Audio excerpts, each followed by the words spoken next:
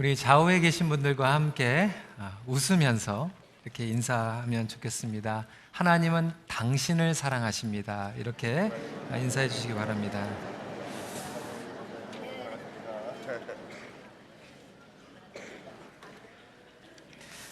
하나님께서는 우리를 찾아오시는 분이십니다.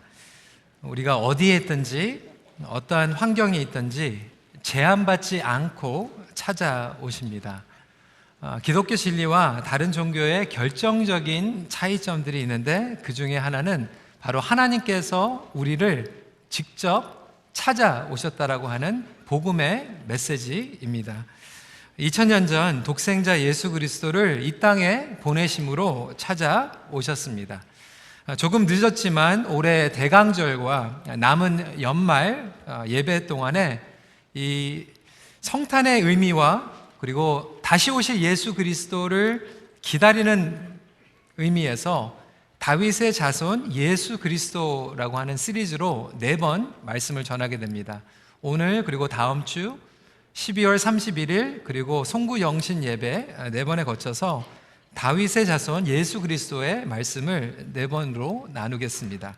우리 예수님께서는 다윗의 자손으로 오셨습니다. 만왕의 왕 메시아가 오시면서 인간의 방법과 다르게 이 땅에 오셨습니다. 인간의 준비 방법은 중요한 사람이 오면 떠들썩하고 화려하게 준비를 합니다. 한국에 몇 개월 전에 미국의 트럼프 대통령이 방한을 한다고 했을 때 얼마나 시끄러웠는지 모릅니다. 메뉴가 뭐고 누가 마중을 나가고 레드카펫을 깔고 이러한 시끄러운 이야기들이 많이 일어났고요. 심지어는 이번에 문재인 대통령이 중국에 갔을 때 누구에게 대접을 받느냐, 누구와 식사를 했느냐 이런 거에 많은 사람들이 관심을 가지고 있습니다. 만왕의 왕 예수님께서 이 땅에 오셨을 때는 그러한 방법으로 하나님께서 준비하신 것이 아니라 구약의 말씀과 사건과 그리고 구약의 왕들과 선지자들의 예언들을 통하여서 계속해서 장차 오실 예수 그리스도에 대해서 예표로 보여주시고 사람들을 준비하여 주셨습니다. 역사와 상황을 통하여서 준비해 주신 거죠. 그러면서 여러 사람들을 통하여서 예표해 주셨지만 특히 다윗의 자손 예수 그리스도라고 하는 것을 하이라이트를 하고 있습니다. 마태복음 1장 1절에 보면 이렇게 기록하고 있죠. 아브라함과 다윗의 자손 예수 그리스도의 계보라. 하나님께서는 다윗 왕에게도 이미 그것을 약속을 하셨습니다. 사무엘하 7장 12절부터 13절까지의 말씀을 저희가 함께 봉독하도록 하겠습니다. 시작. 내 수완이 차서 내 조상들과 함께 누울 때에 내가 내 몸에서 내 씨를 내 뒤에 세워 그의 나라를 견고하게 하리라. 그는 내 이름을 위하여 집을 건축할 것이요 나는 그의 나라 왕위를 영원히 견고하게 하리라. 다윗의 아들이었던 솔로몬과 후손들을 통하여서 영원한 왕위를 견고하게 세운다라고 하는 뜻이 아니라 장차 다윗의 자손으로 오실 메시아를 통하여서 하나님의 왕국이 영원하게 세워진다라고 하는 것을 이미 예언을 통하여서 우리에게 보여주신 것입니다. 그렇기 때문에 이 다윗의 삶과 예수 그리스도의 탄생을 우리가 함께 비교하면서 예수님을 준비하는 의미가 어떠한 의미를 저희들에게 가지고 있는지 함께 살펴보기를 원합니다. 왜 하필 다윗일까요? 다윗은 이스라엘 역사상 가장 위대한 왕이었습니다. 하지만 또 한편으로 아무리 위대한 왕이라고 했지만 그도 죄가 있었던 인간이었습니다. 완전한 사람이 아니었죠. 그에게는 한계가 있었고 죄가 있었고 실수가 있었고 실패가 있었습니다. 하지만 그 모든 것들을 통하여서 정말 왜 우리에게 메시아가 필요한지에 대해서 나타내 주고 있는 것입니다. 오늘 이 말씀을 통하여서 간단하게 3가지 포인트를 나누기 원합니다. 우리 하나님은 끝까지 찾아오시는 하나님이신데 첫 번째로 낮은 곳까지 찾아오시는 하나님임을 우리는 알 수 있습니다. 다시 본문 그리고 이스라엘 역사로 돌아가서 이스라엘 백성들이 하나님께 우리는 왕이 필요합니다. 다른 나라들은 그렇게 실력 있고 능력 있는 왕들이 있는데 우리에게는 왕이 없습니다 라고 하면서 하나님께서는 이스라엘에게 첫 번째 왕으로 사울을 세워주셨습니다. 이 사울은 지극히 인간적인 왕이었어요. 인간적인 좋은 조건들을 가지고 있었어요. 키가 컸고요, 외모가 출중했고요, 좋은 집안에서 태어났던 사람이었습니다. 하지만 이 인간적인 왕 사울은 하나님의 말씀을 순종하지 못하게 됩니다. 그래서 하나님의 기름 부음과 은총이 거두어 가게 되죠. 그리고 하나님께서는 사무엘 선지자를 그 다음 왕을 세우기 위해서, 기름 부으게 하시기 위해서 베들레헴이라고 하는 곳에 보내게 됩니다. 1절 말씀입니다. 내가 그를 위하여 언제까지 슬퍼하겠느냐? 너는 뿔에 기름을 채워 가지고 가라. 내가 너를 베들레헴 사람 이새에게로 보내리니 이는 내가 그의 아들 중에서 한 왕을 보았느니라. 이 베들레헴은 화려한 것이 아니었어요. 사람들이 선호하는 곳이 아니었습니다. 누추한 곳이었어요. 낮은 곳이었어요. 얼마나 누추한 곳이었는지 선지자 사무엘이 왔을 때 그곳에 있었던 성읍의 장로님들이 어쩔 줄 모르면서 반응을 하고 있는 내용이 4절에 기록되어 있습니다.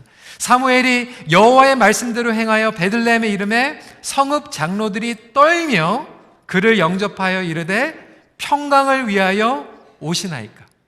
이게 범상치 않은 거거든요. 어떻게 사무엘 선지자가, 하나님의 종이 이 누추한 베들레헴에 올 수 있을까요? 사실 다윗의 기름 부으심과 예수님의 탄생 이야기에는 비슷한 공통점이 많이 담겨져 있습니다. 우리가 잘 아는 대로 예수님께서도 베들레헴에서 태어나셨습니다. 화려한 예루살렘에서 태어나신 것이 아닙니다. 만왕의 왕 메시아로 오신 주님께서 그 베들레헴 마구간에 숨겨 계셨습니다. 세상 사람들은 당연히 이스라엘의 중심지였던 예루살렘에 메시아가 태어날 줄 알고 왕을 찾아갔습니다. 동방박사도 마찬가지입니다. 그렇게 찾아갔지만 예수님은 예루살렘에서 태어나신 것이 아니라 베들레헴에서 태어났죠. 여러분, 이 출생 배경 많은 분들에게 중요하다고 생각할지 몰라요. 한국만 그런 게 아니라 미국도 마찬가지더라고요. 미국에 가서 집회에 가면서 또 특히 목회자들과 또 거기에 있는 분들하고 들어보니까 자기들의 그 지방에 대한 그 프라이드가 굉장히 강합니다. 특히 텍사스, We are the Christian nation 이라고 하는 그러한 긍지를 가지고 있어요. 또 다른 나라가 같이 그렇게 자부심을 가지고 있어요.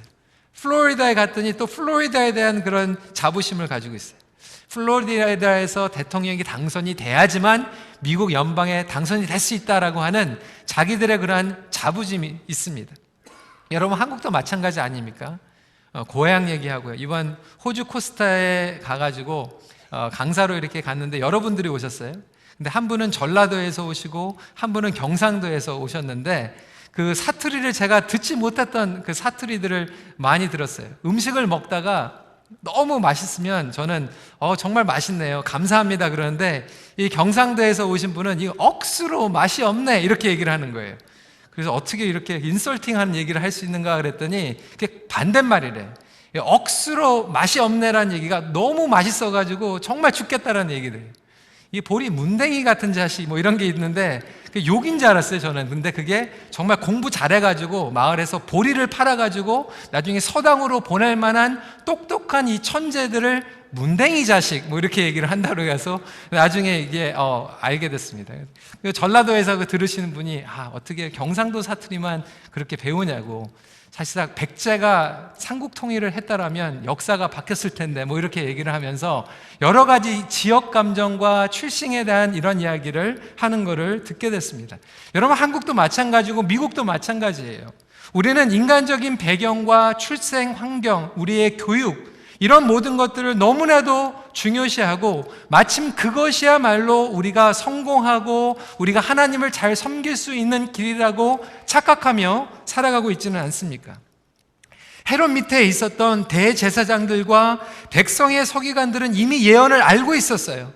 메시아로 오실 예수 그리스도께서 예루살렘이 아닌 베들레헴에서 태어날 것을 알고 있었죠.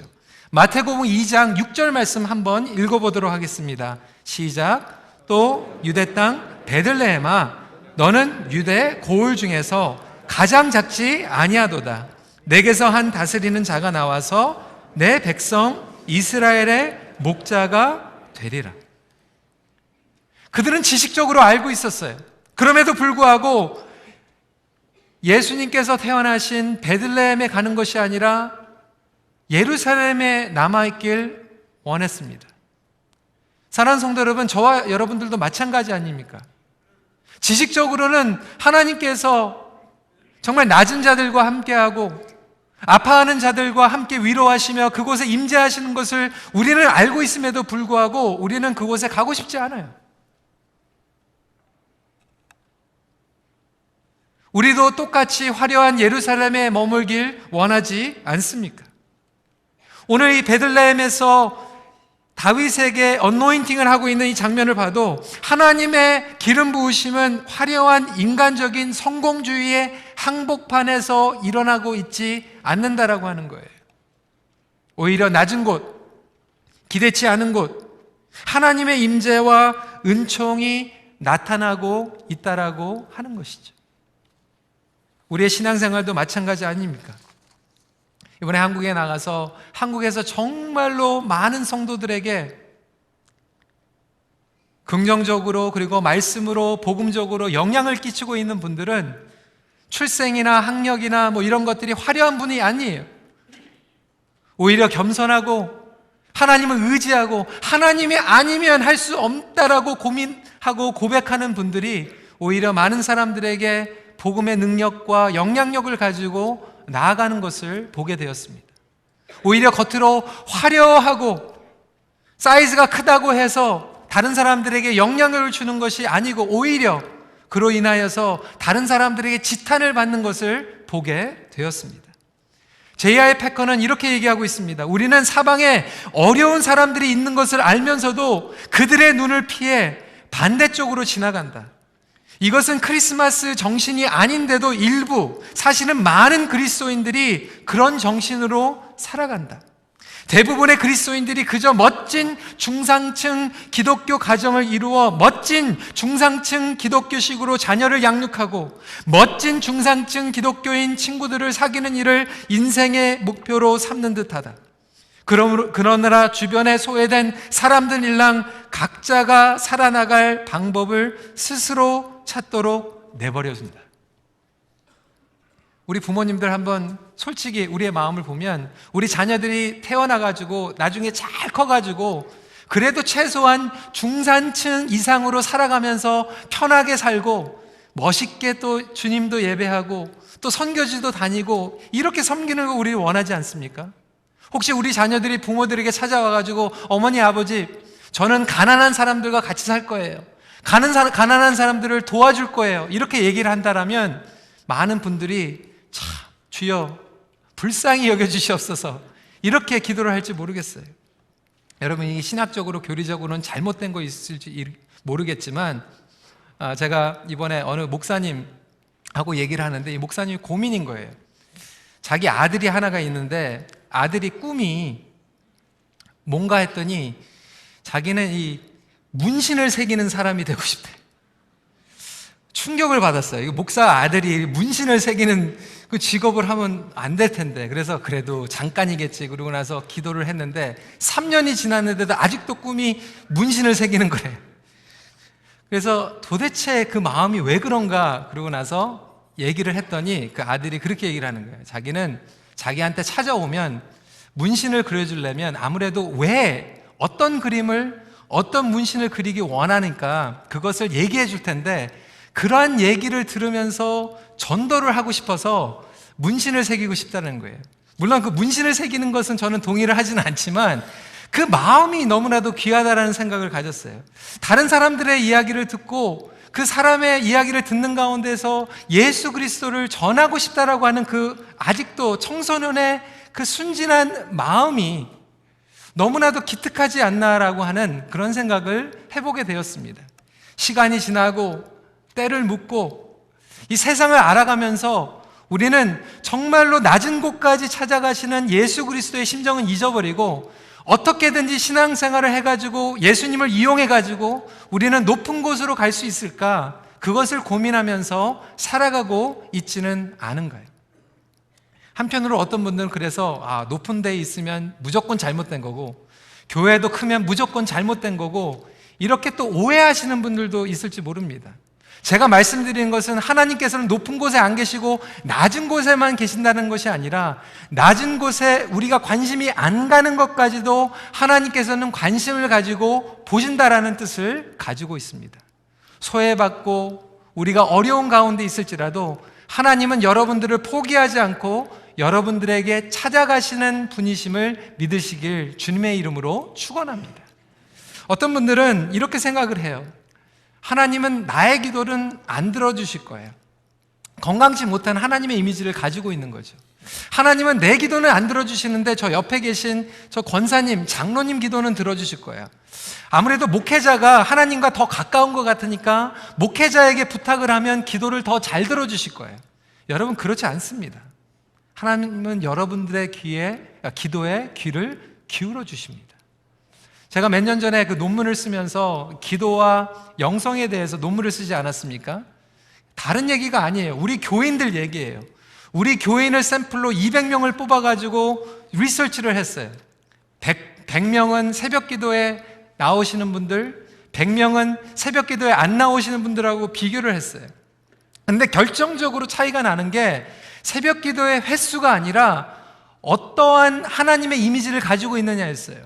건강한 하나님의 이미지를 가지고 있으면 신앙적으로 성장하고 성숙하고, 건강하지 않는 하나님의 이미지를 가지신 분들은 아무리 종교 생활을 열심히 해도 신앙적으로 성장하고 성숙하지 못하고 있는데, 그 중에 중요한 게 뭐냐면 하나님은 특별한 사람들만 사랑한다고 생각하시는 성도들이 많은 거예요. 어떤 분들은 그렇게 생각해요. 하나님은 특별한 계층에 있는 사람들의 기도만 들어주신다. 나 같은 사람의 기도는 관심이 없다라고 생각하는 성도들이 계시더라고요. 그러다 보니까 기도는 열심히 하는데, 종교 생활은 열심히 하는데 자신이 없어요. 확신이 없어요. 여러분, 그렇지 않습니다. 하나님은 우리 모두를 사랑하시고 우리 모두를 찾아가시며, 심지어는 낮은 곳에 있고 연약한 자들에게도 찾아가시며 기도를 응답해 주시는 분이심을 믿으시기 바랍니다. 이것이 바로 복음입니다. 낙심하지 마십시오. 하나님은 겉을 보시는 것이 아니라 우리의 마음을 보시기 때문에 그렇습니다.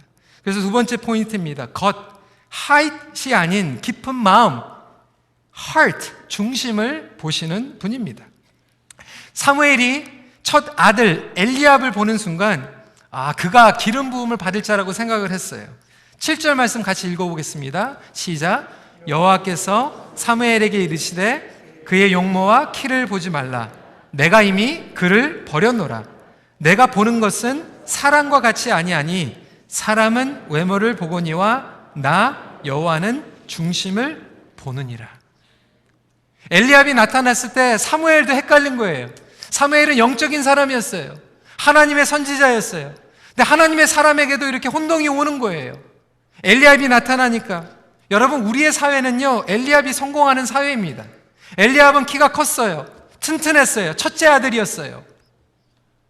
엘리압은 오히려 다윗을 우습게 보았어요.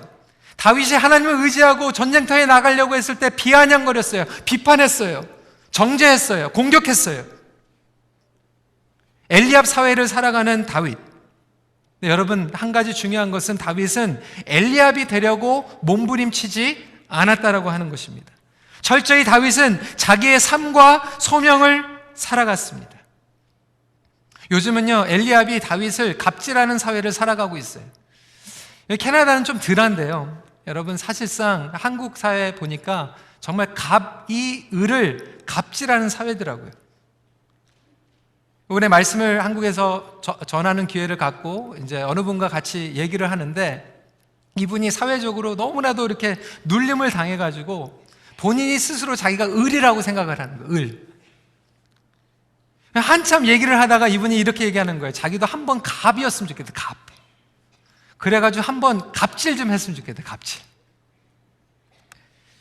그 얘기를 들으면서 참 안타깝다라는 이야기를 들으면서 이야기를 하는데, 여러분, 을이라고 생각하시는 분들, 갑질을 안 받는 비결이 있습니다. 여러분, 왜 을이 갑에게 갑질을 받는지 아십니까? 뭔가 기대를 하기 때문에 그래요. 뭔가 받으려고 하니까. 그러니까 그 굴욕을 받는 거예요. 여러분, 을이요, 갑에게 배째 그러면 갑질 못 받습니다. 여러분, 예수님께서요, 이 땅에 오셨을 때 마국간에서 태어나시고 목수의 아들로 자라나셔서 예루살렘에서 하나님의 말씀을 전하실 때 종교 기독교들과 바리새인들이 갑질했어요. 근데 예수님은 배째 그러시는 않으셨죠. 십자가를 지셨죠. 자기를 부인하는 거죠. 여러분, 왜 우리가 사회적으로 이러한 억압과 눌림 가운데 있냐면 사실상은 그것을 우리가 싫어하는 것 같지만 우리도 부러워하고 어떻게든지 머리를 숙이고 들어가서 우리도 언젠가는 갑이 되려고 하는 그러한 겉으로 드러나고 있는 인간적인 욕망이 우리 안에 있기 때문에 그러한 다이내믹과 그런 어처구니 없는 일들이 일어나고 있는 거예요. 여러분, 그것이 사회에서만 일어나고 있습니까? 교회에서도 마찬가지예요. 교단에서도 마찬가지예요. 예수 믿는다고 하는 사람들이, 믿음 좋다고 하는 사람들이 다른 사람들, 약한 자들을 갑질하고 어려운 사람들을 오히려 힘들게 하고 공격하고, 여러분, 교회 안에서도요, 그리고 교단 안에서도 막 집어 던지고 난리가 아니에요.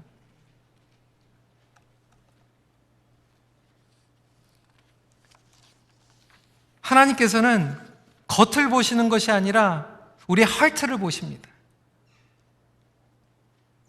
그럼에도 불구하고 우리는 너무나도 헷갈려요. 우리가 있어야 될 자리가 어디인가? 우리의 마음의 중심이 어디에 서 있어야 되는가?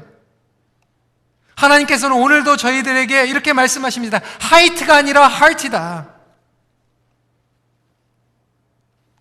겉으로는 너무나도 바쁘게 분주하게 잘 돌아가고 있는 것 같지만 우리의 하트는 어디에 있습니까? 지난주에 돌아와서 너무나도 일들이 많았어요. 토요일 날 점심에 우리 선교사님들 파송 모임 있고, 저녁에 목자 모임 있고, 주일날 목사님 은퇴식 파송 예배 있고, 월요일부터 또 밀린 일들 하고, 계속해서 뭐 신방하고 뭐 일들이 계속해서 있다 보니까 이번 주 중에는 기도를 하는데 하나님 앞에 이런 기도가 나오더라고요. 하나님, 이번에 밀린 일정들이 너무나도 많습니다. 하나님 힘주세요. 하나님, 저에게 지혜를 주세요.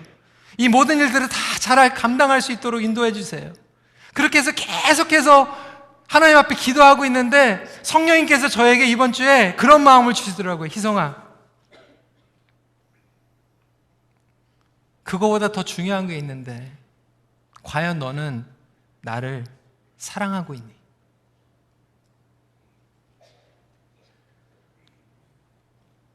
Do you love me? 저는 제가 겉으로 해야 될 모든 책임들과 막 달려가서 사람들을 만나고 책임져야 되고 일들을 처리해야 될 것들 생각하면서 하나님 잘 처리하게 해주세요 이렇게 기도하고 있는데 하나님께서 저에게 주신 관심은 그 일들이 아니라 겉으로 드러나는 것이 아니라 Do you love me? 네가 나를 사랑하느냐? 네가 과연 그 성도들을 사랑하고 있느냐?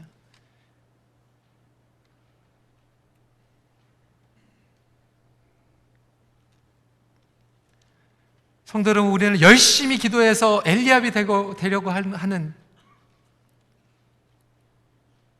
누가 더 키가 크고 누가 더 높이가 가고 누가 더 겉으로 자랑할 것이 많고 그것 때문에 정신없이 달려가고 있지는 않습니까? 그런 우리에게 오늘 이 베들레헴에서 주시는 말씀은 하이트가 아니라 하트다. 네 하트는 지금 어디 있니?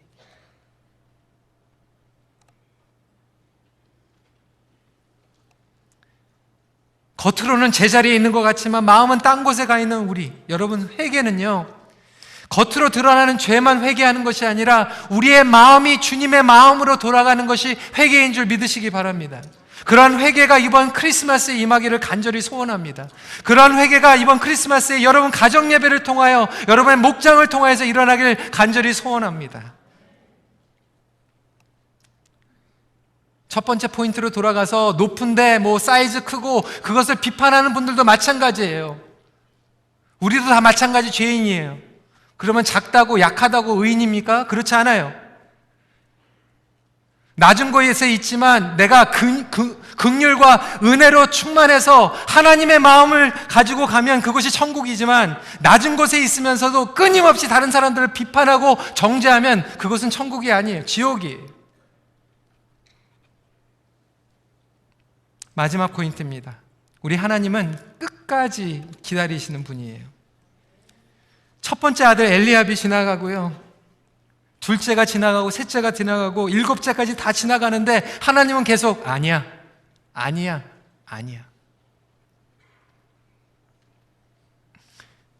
여러분 한번 생각을 해보세요. 그 자리에 여러분들이 계시다라고 생각을 해보세요. 사무엘 선지자 앞에 있는데 지나가는데 사무엘이 패스.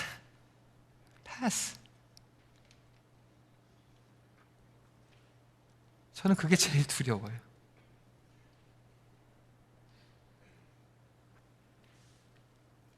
사무엘도 초조해지죠. 11절 앞부분 말씀입니다. 또 사무엘이 이새에게 이르되 내 아들들이 다 여기 있느냐? 이새가 이르되 아직 막내가 남았는데 그는 양을 지키나이다. 양을 치니라 함께하지 못했던 막내 아들 다윗, 우리 잘 알잖아요. 이새가 잊어버리고 있었어요. 까맣게. 그 11절 말씀을 여러분 유진 피러스는 제가 예전에도 말씀을 드렸지만 현실에 뿌리박은 영성이라고 하는 책에서 이렇게 얘기하고 있어요. 그 히브리 월드를 하카턴이라고 설명을 하고 있는데 그 얘기는 뭐냐면 막내라고 하는 의미도 가지고 있지만 꼴찌, 가장 덜 중요한 자식.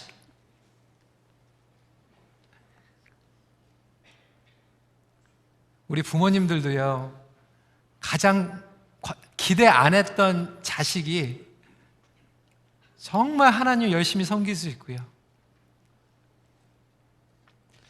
아버지는 잊어버렸어요. 잔치가 벌어져가지고 천하의 사무엘 선지자가 누추한 베들레헴에 와가지고 자기 집에 머물러 있는데 다 불렀는데 종들까지도 다 와 있는데 막내가 있는지 없는지도 모르고 있었어요. 이게 다냐라고 물어봤을 때 I forgot. 한 명 더 있습니다. 다윗을 데리고 오죠. 근데 사무엘이요, 이게 하나님의 마음이에요. 다윗이 올 때까지 잔치상에 앉지 않는 마음이 하나님의 마음인 줄 믿으시기 바랍니다. 끝까지 기다리시는 거예요. 사람들은 잊어버리고 사람들은 기대하지 않는 사람이지만 하나님께서는 한번 택하시면 절대로 잊어버리지 않고 기억하시고 기다리시는 하나님임을 우리가 보게 됩니다. 아버지의 기대조차 없었던 그가 올 때까지 하나님은 기다리세요. 여러분, 인간적으로 실망하고 좌절 가운데 계시는 분들 계십니까? 끝났다고 생각하시는 분들 계십니까? 여러분, 인간의 끝이 하나님의 역사의 시작인 줄 믿으시기 바랍니다.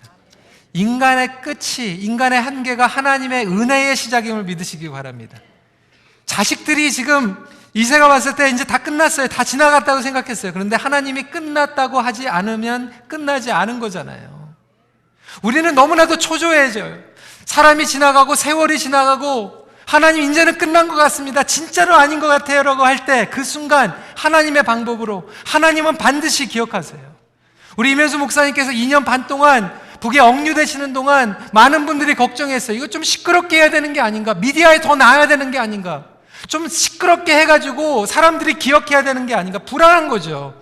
여러분, 모르겠어요. 미디어는요, 사람들이 시끄럽게 하면 나올지 모르겠지만 결국은요, 하나님께서 임현수 목사님을 기억하시고 하나님께서 지켜주시고 2년 반 동안 한순간도 빠짐없이 하나님께서 우리 임현수 목사님과 함께 하셨습니다. 여러분, 그게 제일 중요한 거예요. 사람들은 잊어버리죠. 당연히. 여러분, 연예인들이 왜 자살합니까? 옛날에는 자기를 기억해줬는데 잊어버리는 것 같으니까 불안해서 사고도 저지르고, 심지어는 어떤 사람들은 자살까지 하고, 사람들은 이렇게 불안하게 살아가요. 하지만 하나님은 절대로 우리를 잊어버리지 않으십니다. 여러분, 하나님의 기름 부으심이요, 지금 다윗에게 임하고 있는데 이 히브리 월드로 기름 부음을 받다라고 할 때 이 기름 부음을 마샤라고 얘기를 합니다.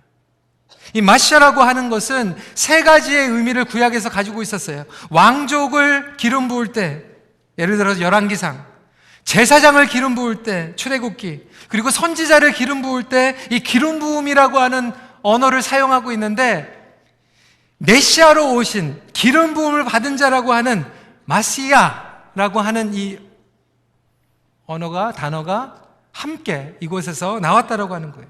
이것은 무슨 의미입니까?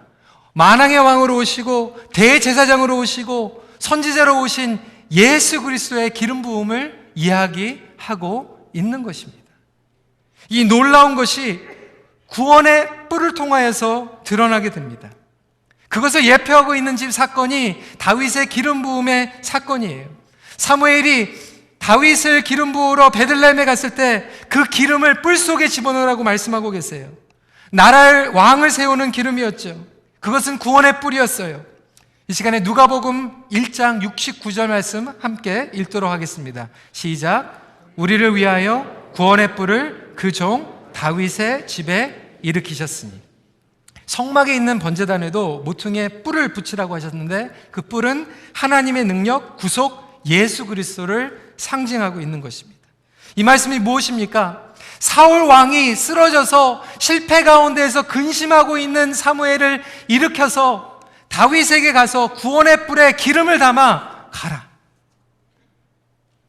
영원한 왕이었고 완전한 왕이 구약에는 없었고 완전한 제사장도 없었으며 선지자가 없었던 실패 가운데 있었던 이스라엘에게 하나님께서는 메시아 예수 그리스도를 보여해 주심으로 구원의 능력 가운데서 이스라엘 백성들을 다시 일으키시고, 저와 여러분들도 인생에 있어서 이제는 끝난 것 같고 좌절하고 낙심 가운데 있지만 성탄의 메시지를 통하여서 그 구원의 뿔을 붙잡고 다시 한번 낮은 곳까지 끝까지 인내하시며 우리를 붙잡아 주시는 예수 그리스도를 만나고 회복되는 것이 크리스마스의 메시지인 줄 믿으시길 바랍니다. 저와 여러분들을 일으키십니다. 인간의 끝, 하나님의 시작입니다. 하나님의 메시아 메시지, 예수 그리스도를 보내셨습니다. 여러분, 그 사랑을 저와 여러분들이 누리고 그 사랑을 가지고 다른 사람들에게 찾아갈 수 있는 귀한 성탄이 되기를 소원합니다. 말씀을 정리합니다. 포기하지 않으시고 끝까지 찾아오시는 하나님의 구속의 은혜를 누리십시오. 기도하겠습니다. 우리 찬양팀들 올라오실 때까지 함께 이렇게 기도하길 원합니다. 여러분, 혹시 여러분들 가운데에서 마음이 힘드신 분들이 계실지 모르겠어요. 여러분들의 비즈니스가 정말 힘들어지고 어렵게 되고 꼬꾸라지고, 여러분들의 자녀들이 정말 말을 안 듣고, 여러분들의 인생이 이제는 정말 시간이 지나서 마무리되는 것 같고 초조해지고 건강을 잃어가고 인간적으로는 끝난 것 같고 정말 점차 높아지는 게 아니라 낮아지는 것 같고, 하지만 여러분, 우리 주님께서는 우리가 어디에 있든지 상관이 없이 우리를 찾아오십니다. 그리고 우리를 만져주십니다. 그게 예수님의 메시지. 그렇다면 우리 이 시간에 우리가 분주했던 그 모든 것들을 잠시 내려놓고 우리의 거치장을 하기 위해서 어떻게 하면 갑이 될까? 어떻게 하면 좀 더 올라갈까? 그것들을 지금 잠시 좀 내려놓고 우리도 겸손하게 베들레헴에 다윗을 기름 부어주시고 다윗의 자손 예수 그리스도를 보내주신 그 하나님에게 마음문을 좀 열면서 나갔으면 좋겠어요. 주님께서 낮은 데까지 찾아가신다고 했는데 저를 찾아와 주시고 우리 가정을 찾아와 주시고 나의 마음 가운데 찾아와 주셔서 주님 앞에 돌아오게 알려주시옵소서. 주님, 제가 나의 마음이 회개하며 주님 앞에 돌아갈 수 있도록 주님을 더욱더 알기 원합니다. 주님밖에 없습니다. 우리 주님의 마음을 붙잡고 함께 잠시 기도하는 시간 갖도록 하겠습니다. 기도하시겠습니다. 아버지 하나님,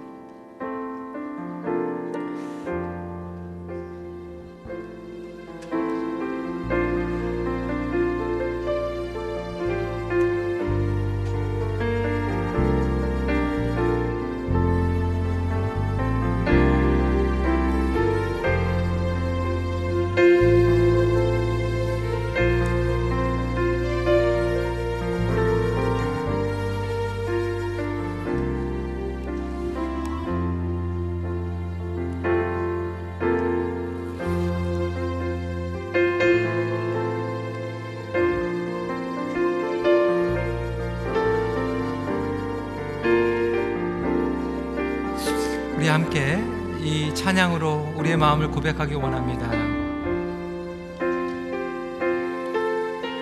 마음이 상한 자를 고치시는 주님, 하늘의 아버지 날 주관하소서. 주의 길로 인도하사 자유케 하소서. 새 일을 행하사 분케 하소서. 그의 주이고 목이 마르니 성령의 기름 부소서. 그의 주이고 목이 마르니 내 잔을 채워 주소서. 성령으로 채우사, 성령으로 채우사 주보게 하소서. 주의 인재 속에 은혜하게 하소서. 주 뜻대로 살아가리 세상 끝날까지. 나를 믿으시고 새날 열어주소서. 그의 주이고 목이 마르니 성령의 기름 부소서. 그의 주이고 목이 마르니 내 잔을 우리 채워 주님의 충만함을 구하며 손을 활짝 열고 함께 찬양합니다. 의에 주리고 그의 주이고 목이 마르니 성령의 기름 부소서. 그의 주이고 목이 마르니 내 잔을 채워 다시 한번 고백합니다. 의에 주리고 그의 주이고 목이 마르니 성령의 기름 부소서. 그의 주이고 목이 마르니 내 잔을 채워 주소서. 이 시간에 다시 한번 조용히 눈을 감고 우리의 마음을 주님 앞에 드리는 시간 갖기를 원합니다. 주님, 하잇이 아닌 하트를 드립니다. 주님, 나의 마음의 중심이 온전히 여호와를 향하게 하여 주시옵소서. 다시 한번 잠시 조용히 고백하도록 하겠습니다.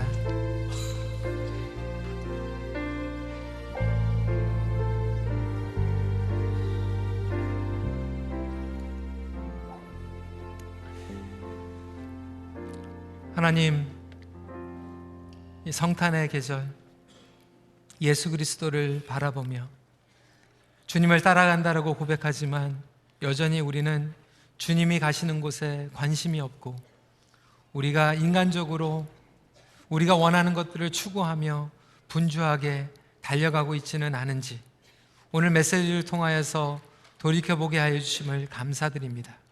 무엇보다도 우리의 중심이 여호와를 바라보며 여호와로 인하여 기뻐할 수 있도록 함께하여 주시고 오늘 거룩한 세례와 또 입교식을 통하여서 예수 그리스도 안에서 우리의 옛 모습이 죽고 새 생명을 얻는 것이 무엇인지 다시 한번 우리 모두가 경험하며 주님 앞에 결단할 수 있는 거룩한 시간이 될 수 있도록 함께하여 주시옵소서. 예수님 이름으로 기도드리옵나이다. 아멘.